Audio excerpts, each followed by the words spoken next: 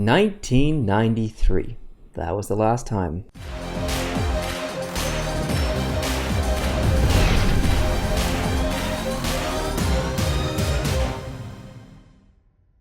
Hello and welcome to Post, the channel where we discuss all things hockey and all teams. Today we're here to talk about Canadian teams, and it's kind of a situation where, it's been 23 years? 4 years? Something like that. 24 years, something like that. Yeah. Since it's Canadian teams won a Stanley Cup. That's like a quarter of a century. That's crazy. And there's multiple reasons why this could be happening. Montreal was the last team to win in 1993. And what do you think is the main reason behind this? Well, like any franchise, it really takes time to build a Stanley Cup contending team. I mean, we have seen some over the last few years, with Vancouver being the most recent, right? Going right to the Cup final and ultimately losing to the Boston Bruins. But the Vancouver Canucks were right there. They were that close. They were one win away, from a Stanley Cup. So, I mean, it's not to the point where I look at the future and say, well, man, there's no chance for a Canadian team to win a cup anytime soon. Well, that's not really the case. I mean, Montreal is a strong team in the East. The Calgary Flames have really surprised me just this year. Toronto's really starting to come into their own because they're finally rebuilding correctly with youth and not just dealing all this potential away in order for that win now mentality, which was never helping them at all. I honestly feel, though, with Toronto and Montreal, since I've mentioned them, I have always said that a lot of players avoid these markets. And I'm probably going to get heat for this, but I honestly feel that if I'm a player, I want to concentrate on playing hockey. I don't want the media to overshadow that. And I feel that in Toronto and Montreal, you're going to be portrayed and bombarded by the media more than any other NHL city. Toronto and Montreal would be the two worst for me. And I always feel that is actually a big deciding factor why a lot of free agents don't sign there, because I honestly believe Toronto and Montreal, like any club, they're going to offer contracts to big free agents that are out there, especially if that person can really help them. And I feel that a player will suddenly just shrug their shoulders and say, well, I don't want to be bombarded by the media. I just want to concentrate on playing hockey. And Canadians are so passionate about hockey. Canadian fans deserve to see a Stanley Cup being won by a Canadian franchise. But to me, the future's bright. Yeah, and that was a good point, because it's not an uncommon thing. I think a lot of players refuse to come to Canada. I think LeCavalier was one of those players. He never wanted to play for a Canadian team. I could be wrong. I think it was him, though. But, it's as a Canadian, it is frustrating because we want to see Canadian teams do good, because it's good for, it's good for our population. It's good for the economy, kind of, not really. It's good for the team to make money. The longer they go in the playoffs, the more money they make, right. Stuff like that. So let's just briefly go through each team. And I want to start with Winnipeg. So there's not a lot to say here. Winnipeg's been in the league once again for 3 years, I think. This was their third year back in, or fourth year, something like that. So not a very big sample size. How do you feel about Winnipeg's future? I love the Winnipeg Jets. I've said in a previous video, I'm a closet Winnipeg Jets fan. They are my number 2 team, just because I love their style. And to me, even though you look at them as being one of the more smaller cities that have an NHL team, as well as arena size, my goodness, the sound and the passion from those fans at a home game, incredible. Yeah. And I just love their style. And I mean, I'm a big Bufflin fan as well. I love Wheeler and Little. I think they have a really good core there. They just need some time to build out a little more. But I do question a lot of the maneuvers, or should I say lack of maneuvers, that the Winnipeg Jets have made over the last several years. And I feel that they're not a team that's really going out there and trying to bring in what they really need to get to that next level. But they're right there. They're outside the playoffs, but they're right there. They're not far from. Yeah, and like you mentioned about the arena, I think it only seats like 15,000, something like that. So it is the smallest arena in the league. But like you said, those fans, the Winnipeg Jets fans, are crazy in a good way. In a good way. It sounds like there's 25,000 in the arena. They love their hockey in Winnipeg, and rightfully so. And I'll say this now as maybe the most boldest prediction I've ever made on this channel. Like these. The next Canadian team to win the Stanley Cup will be the Winnipeg Jets. Boom. And it will be within the next 10 years. I hope it does happen, because I love the Jets. I kind of hope I'm wrong, because I am a Canadiens fan, but that's my prediction. So let's move on to Vancouver. You briefly spoke about them. How do you feel about Vancouver's future? Vancouver's done. They are done. They missed their golden opportunity for a Stanley Cup. They were 1 win away. Now you have the Sedin twins that are not getting any younger. To me, they're way out of their prime, and they're guys, in my opinion, that should be dealt now so that they could offer maybe something to a Stanley Cup contending team that could take them in. Because right now, outside of experience or perhaps some leadership qualities for the younger guys coming into the organization, Sedin twins aren't really going to offer up a lot to that franchise right now. They do have some younger guys, but again, Vancouver is, to me, at the point where they got to look at it as a full rebuild and try to get back to the Stanley Cup picture. Yeah, and they do have a bright light in the dark room, and that's Bo Horvat, the young rookie. Yeah, he's really, really good, and so that's really the main thing that the Vancouver fans have to look forward to. But other than that, you have the Sedins that are going to leave soon. You have Ryan Miller, who's potentially on his way out.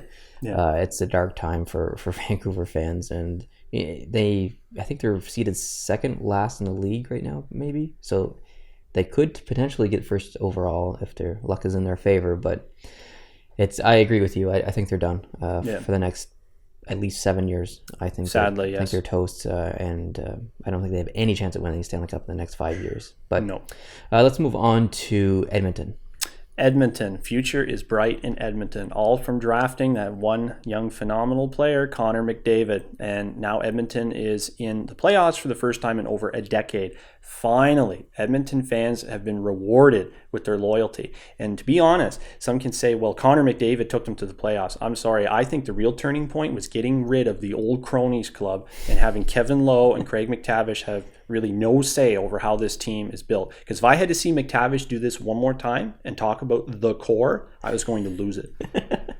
These guys just... Yeah, they were great players. They won Stanley Cups. They obviously know the game, but to transition from player to management, it just didn't work for these guys. And to me, right now, the future is insanely bright in Edmonton. And when you have a sensational player like Connor McDavid, that lures other people to the franchise. They want to be part of what this guy is doing. And I say it's kind of the Sidney Crosby effect or the Mario Lemieux effect. When you have a player come into your organization of that magnitude, it draws other players in. And I really think the Oilers could do something very, very serious in the next even 3 to 4 years. Yeah, I completely agree. I think that the future is really bright in Edmonton. We can see it this year happening already.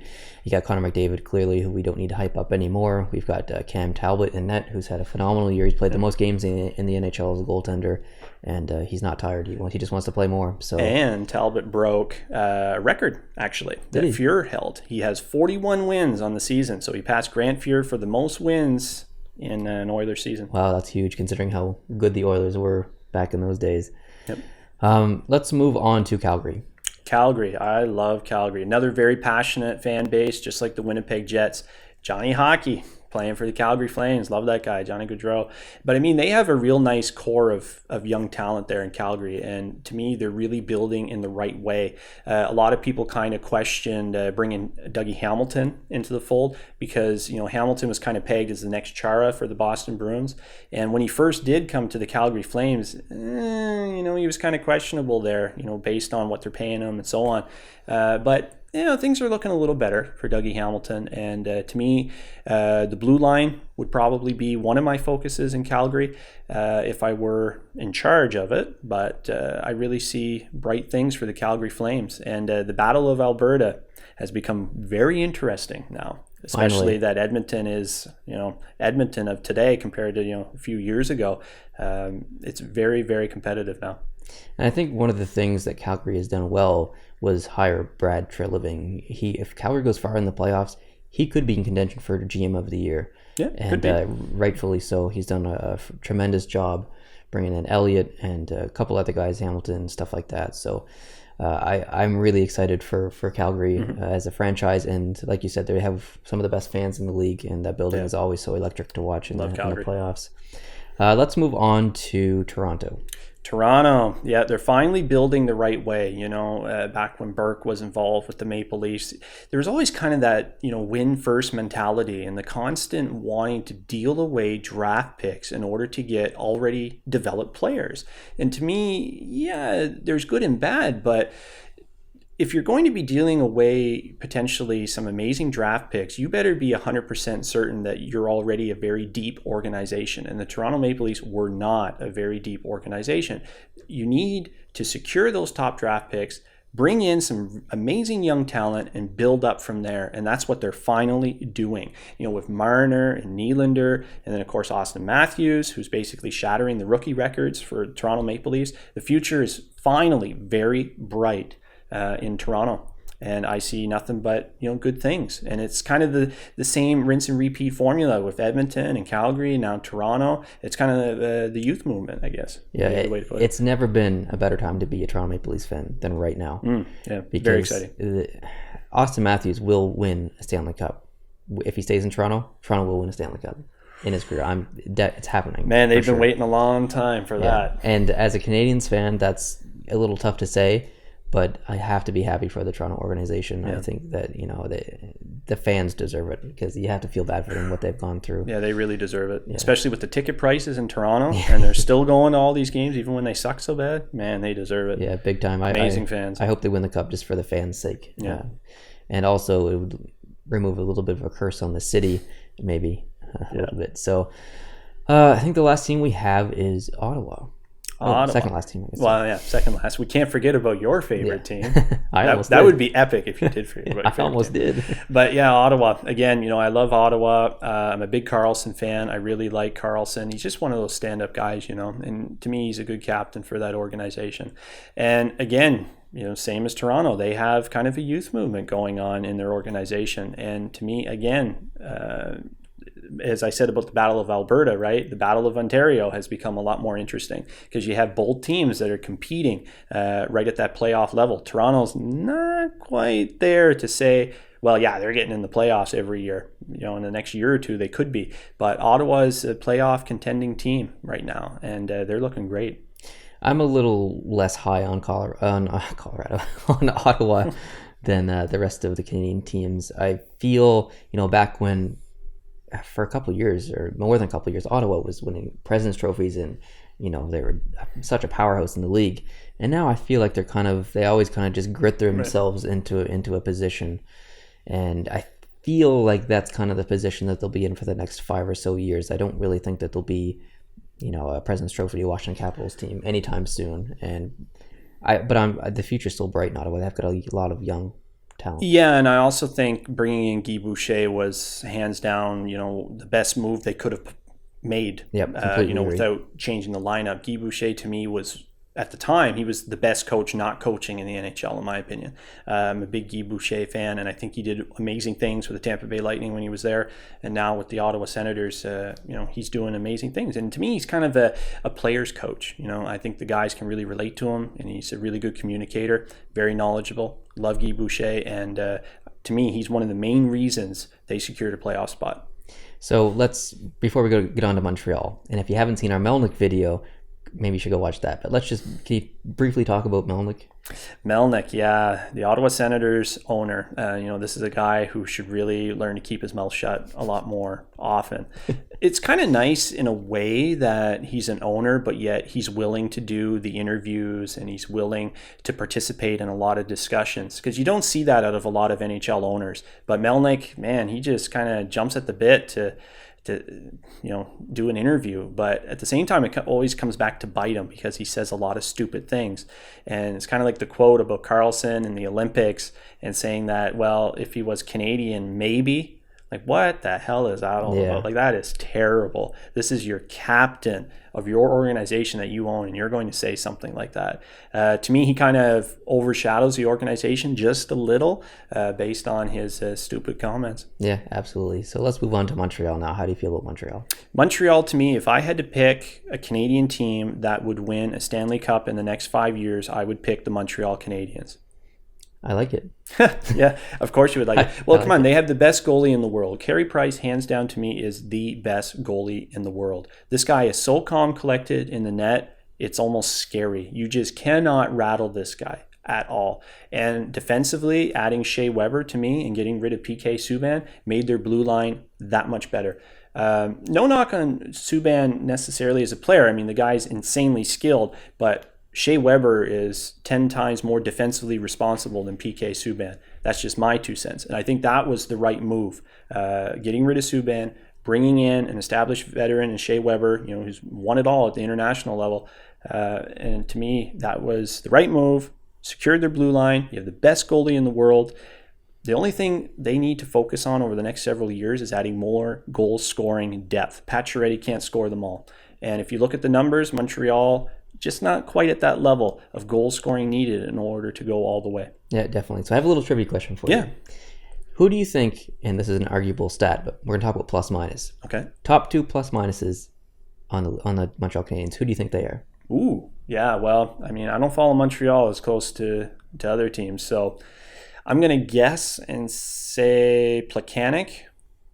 And for the other, I'm going to say Weber. Weber is the second best plus minus on the team. The first is Paul Byron. Paul Byron? Yes, wow. plus 21 as of today. So very underrated player. Yeah, very. So I can speak on Montreal. Nice. They're my favorite team, and I watch them more than anyone else. I know more about them than any other team, and I just want to talk about contract situation. So we have Carey Price, whose contract is ending in the next 3 years, I think. He's got 3 years left, and Pacioretty's ends soon. And, this is the time for Montreal to win. They've got 3 years left, in my opinion, and this is one of the years. So if they don't win this year, they only have 2 years left. They can't do it in those 2 years coming up. If they don't do it this year, they're toast. They're not going to win it for the 7 years after that, I think. So they have to get it done in these 3 years. That's my opinion. No, that's good, and I pegged it at 5 years, so we're right in that same window. So. So let us know below what your favorite Canadian team is. I mean, maybe you don't really like any Canadian team, but if you're from America and you cheer for the Flyers, choose one Canadian team. Who's your favorite Canadian team? And maybe we'll do an episode like this in the future for the American teams. So hopefully you guys liked this episode and this video. We had fun making it. We love Canada.